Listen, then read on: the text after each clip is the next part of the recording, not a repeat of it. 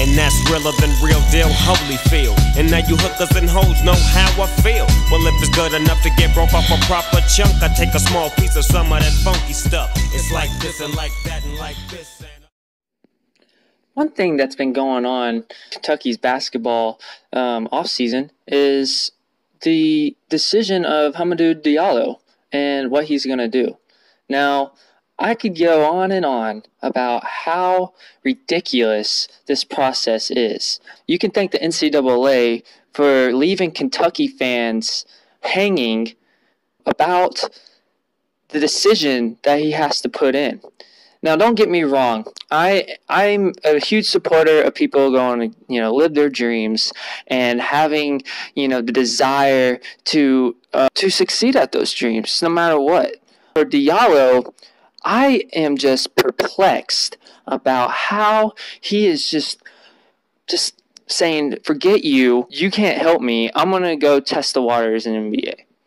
Okay, that's cool and everything, but we just gave you a scholarship for half a year, and you practiced with the team and said you can't wait to be on the squad next year. Am I making that up? No. I mean, he literally said those words. I don't understand why you have to go and just give the Kentucky fans something to complain about.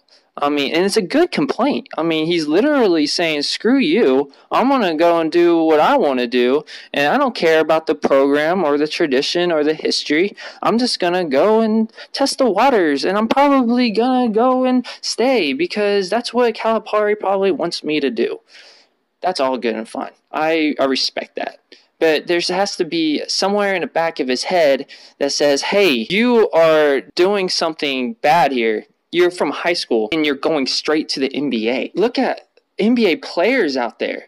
I mean, you got Darko Milicic. That guy was supposed to be awesome for Detroit Pistons. He sucked. I mean, he's just one of the few out there that actually made it to the NBA from high school and sucked. I mean, this kid, I don't think he understands that if you go straight from high school and then go to the NBA, your plan is not set. Especially if you get drafted in the second round. There's just no way it's going to work. You don't get a guaranteed contract. And you're just basically just wondering during the whole year, I'm not playing any. Why did I leave college? There's tons of Kentucky players that I'm just like, why did you leave? Dakari Johnson, why did you leave early? Duran Lamb, what the heck happened to you, man? Daniel Orton even. Jesus, hey, that's a time for another topic. That guy, is he even playing anymore? I hate to make fun of the guy. I mean, that guy was a fire on that 2019. With all due respect to Diallo, I respect his decision, but to drag it out this long is kind of ridiculous. And with tons of GMs out there saying that he needs to go back to college, it's pretty obvious that you should go back to college and work on your game. That's what they're saying. Work on his game. He will be probably a lottery pick next year. So why isn't he taking this into account? Yeah, he's working out for the Nets and all these other teams.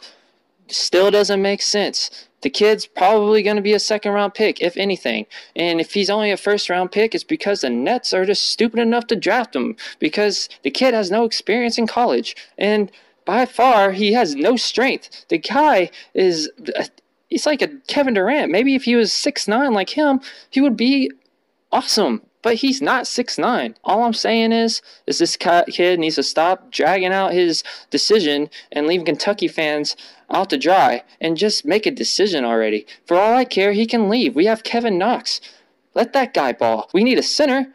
Too bad he's not a center, so it's not that big of a deal to me. And I think he needs to just move on with his life if he's going to take him this long to do it, because we're talking about the University of Kentucky. This is the stage to be on in all of basketball. I mean, in my opinion, yes, the NBA is awesome. Yeah, you get paid. Whoop-de-doo. But do they have traditions like this? No.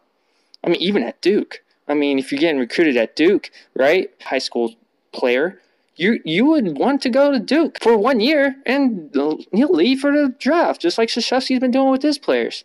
He should come back to Kentucky. He should learn under Calipari, then go from there. This is not going to help him. He cannot put millions of dollars at risk for his own life and his family for his own pride. It shouldn't be like that.